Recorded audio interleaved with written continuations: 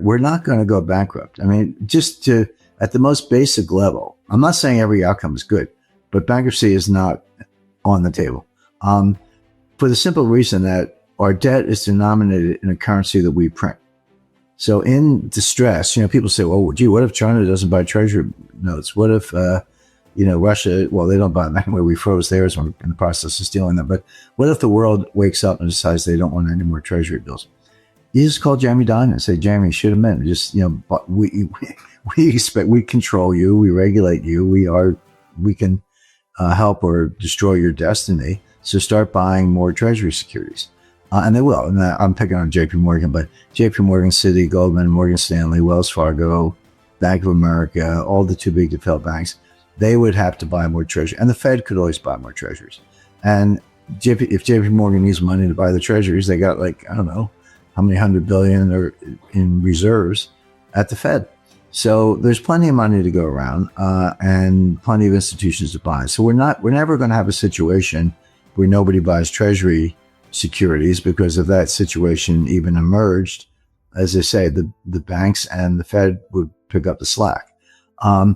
It's not likely to happen anyway. I mean, that's what I described as the default position, but the world wants treasuries. That's the thing that nobody understands, I shouldn't say nobody, but a lot of the bankruptcy. Good evening and welcome to the Economy Express, where we decode the global financial landscape for investors and decision makers like you. Tonight's top story revolves around a major shift that's being called the biggest gold news in 50 years. This insight comes from none other than renowned economist and geopolitical strategist Jim Rickards. In this wide-ranging analysis, Rickards delivers a wake-up call on the future of the US dollar, gold, and the shifting power dynamics in global finance, centered on decisions made by JP Morgan, Goldman Sachs, and major central banks, including China's. Critics who don't understand. The biggest problem in the world today financially is not that people don't want treasury securities. It's the opposite. There's a dollar shortage. There's a global dollar shortage. And people go, wait a second, the Fed printed $10 trillion. How could there be a dollar shortage? That money didn't go anywhere. The Fed prints it by buying securities from the big banks, Goldman, Citi, the ones I mentioned. And the way they do it, they just, open market desk calls up Goldman Sachs trading desk and says, offer me 10-year notes or 5-year notes or whatever. And Goldman makes a price, done.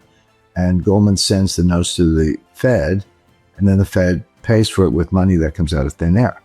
That's true. And that is money printing, if you want to call it that. But what does Goldman do with the money? They give it back to the Fed in the form of excess reserves.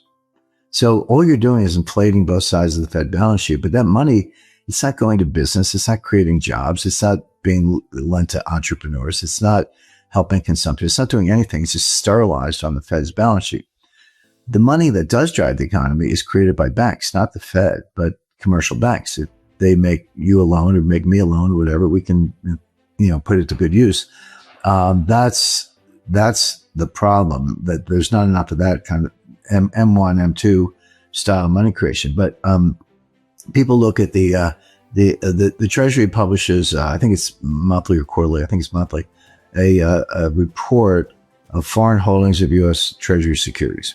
And people see China going down. The Chinese ownership of Treasury securities is going down, and it has been. You go, see, the Chinese are dumping Treasury securities. No, they're not. They wish they had more. They are selling them because they need cash to prop up their banks. And that's the dollar shortage. And that's going on around the world. That's extremely dangerous because it threatens liquidity. If you weaken the dollar, then Americans have to pay more for foreign goods. So if you're buying Swiss watch, French wine, Japanese manufactured goods, vacation, whatever, in a world of weaker dollars, you're going to have to spend more to get those foreign goods and services. That may actually help the trade deficit, because if Americans say, well, I can't afford a European vacation this year because the dollar's cheap, I'll go to, the Grand Canyon or Disney World or something like that. That at the margin, that could help with the trade deficit, which the Trump administration is very focused on. But what it really is, it also makes U.S. goods less expensive from the foreign point of view. Just as it makes foreign goods more expensive for U.S. consumers, it makes U.S. goods less expensive for foreign buyers. So if you have Europeans or Chinese or Japanese or anybody else, and you need U.S. inputs, I mean, think about a world where we're manufacturing more in the U.S. and foreign trade partners want to buy our stuff, which is what we hope for, and you weaken the dollar, they can afford more stuff. It makes U.S. goods more affordable. And it's also a warning shot to the trading partners. Don't you dare cheapen your currency to offset the tariffs. We're going to cheapen our currency because we want to sell more exports. The trade deficit, of course, has two sides, imports and exports. Well, the tariffs are a way to reduce imports, but the cheapening the currency is a way to increase exports. And the combination will reduce the trade deficit and help GDP. I mean, this is all, it's a very complex, certainly complicated machine with a lot of moving parts, but this would be, cheapening the US dollar would be one of those parts. These supply chains are real. They did break down in beginning of 2018 through 2020. Of course, COVID made it worse. It did contribute to the extreme inflation we saw in 2022. June 2022, inflation was 9.1% annualized. So it has all those impacts. But Moran wants to cheapen the dollar to promote exports, which it does. You know, if you're Indonesia and you're shopping for an aircraft and your choices are Airbus or Boeing and the dollar is weaker, you might buy Boeing.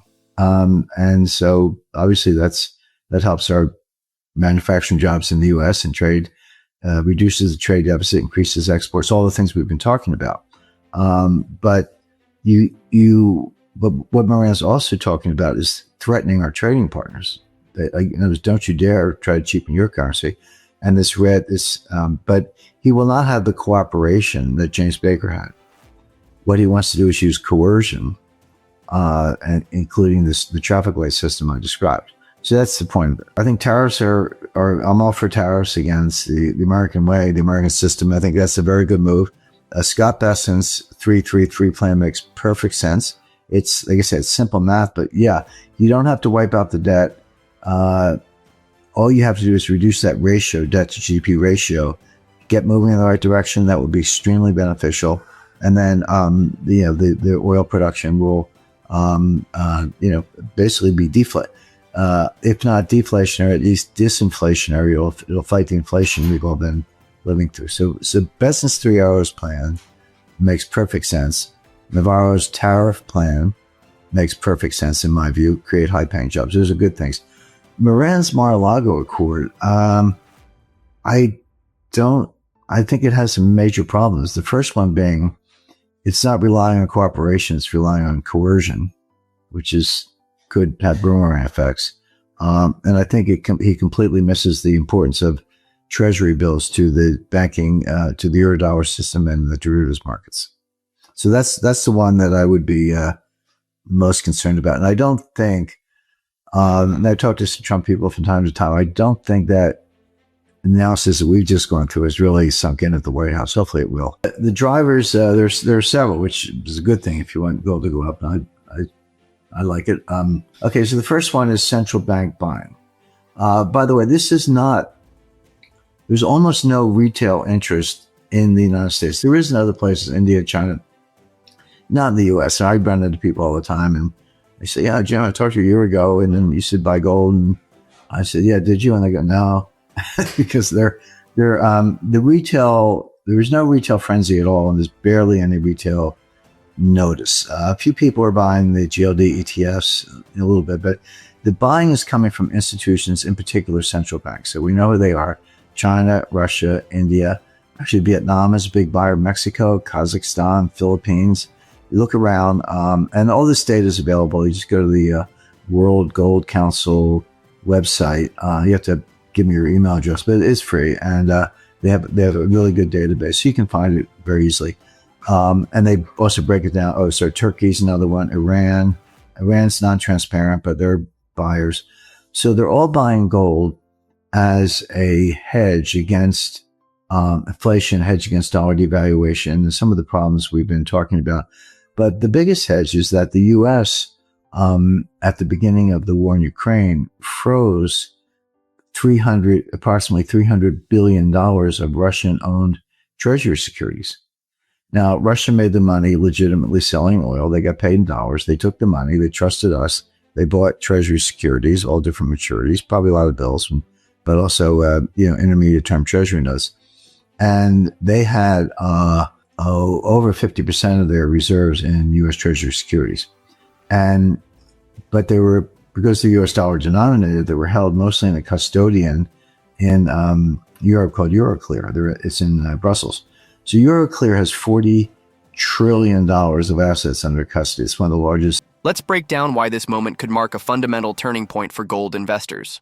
Around the world, Rickards opens by assuring listeners that the U.S. government is not at risk of a traditional bankruptcy. The reason? The U.S. borrows in a currency it controls and can print at will. Even if demand for treasury bonds dries up internationally, the Federal Reserve can simply direct big banks like J.P. Morgan, Goldman Sachs, and Citibank to absorb excess treasuries, and those institutions will comply. Need more firepower? The play? Fed itself can step in. There are hundreds of billions of dollars parked in reserves that can be used to buy government debt. In short, the system won't break. But here's the twist. It doesn't mean we're safe. What Rickards describes is not default, but distortion. It's a complex and fragile monetary mechanism where printed money doesn't reach the economy. Instead, it sits idle on the Fed's balance sheet, inflating numbers but not stimulating real growth, jobs, or lending. Contrary to popular belief, the world is not drowning in dollars. In fact, Rickards warns of a global dollar shortage. That's right. Despite trillions of dollars being printed during pandemic-era stimulus, most of that money never left the walls of the banking system. Instead of circulating through businesses and consumers, the money remained trapped as excess reserves within institutions like Goldman Sachs and Citigroup. Meanwhile, around the world, from China to Europe, nations face a real liquidity crunch. Countries like China aren't dumping U.S. treasuries because they want to exit the dollar system. They're selling them to raise cash, propping up failing banks and maintaining domestic liquidity. That's a dangerous signal of stress in the global economy, not a shift in preference. There's another layer to this financial chessboard: currency warfare. Rickards explains that U.S. policymakers increasingly favor a weaker dollar, not by accident but by design. A cheaper dollar makes American goods more attractive to foreign buyers and helps close the trade deficit by boosting exports. The logic is simple. If foreign vacations or imported goods become too expensive for U.S. consumers, they'll spend more domestically, aiding U.S. production. At the same time, this tactic is a warning shot to foreign trade partners. Don't think about weakening your own currency to offset American tariffs. If you do, Washington will respond with its own devaluation to protect export competitiveness. It's a delicate balance, and one that could backfire if trust in the dollar erodes too far. Now here's where it gets really interesting for investors. Rickards points out a silent but powerful movement, a massive wave of gold buying by central banks. While U.S. retail investors remain largely disinterested in precious metals, countries like China, Russia, India, Vietnam, Turkey, and even Mexico are rapidly increasing their gold reserves. Why? Because of what happened in Ukraine. When the U.S. and its allies froze and then seized $300 billion in Russian-owned treasury securities held in Europe, it set off alarm bells around the world. Central banks realized that their dollar-based reserves could be confiscated at any moment if geopolitical tensions flare. This has led many to accelerate their gold purchases. Unlike digital dollar reserves, gold cannot be frozen or seized, especially when repatriated and stored within national borders. Rickards highlights that Russia's decision to hold over $150 billion in physical gold, in addition to its now seized treasuries, has been instrumental in keeping its economy afloat during sanctions and war. This coordinated shift by central banks is, according to Rickards, the most significant gold development in decades. It's not about retail demand or short-term price speculation. It's about a systemic hedge against U.S. dollar dominance and political risk. The physical accumulation of gold by sovereign nations signals a slow, deliberate move toward a new monetary order, where trust in fiat currencies, especially the dollar, is eroding. Rickards warns that many U.S. policymakers, including some within the Trump camp, have yet to fully understand the long-term consequences of freezing and seizing foreign reserves. It's not just about punishing adversaries. It may be motivating the global shift toward gold and away from treasuries. For investors listening tonight, the message is clear.